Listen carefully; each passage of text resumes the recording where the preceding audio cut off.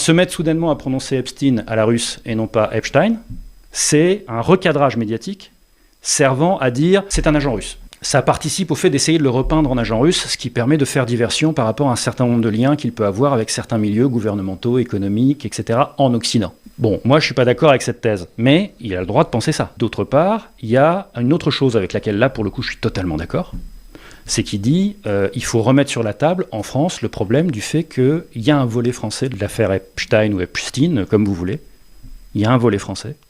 Ce volet français, la justice française s'est assise dessus. Le gouvernement, on a une ministre de la Justice qui s'est assise dessus. Et donc il y a un certain nombre de choses qui se sont passées en France. On parle de choses abominables.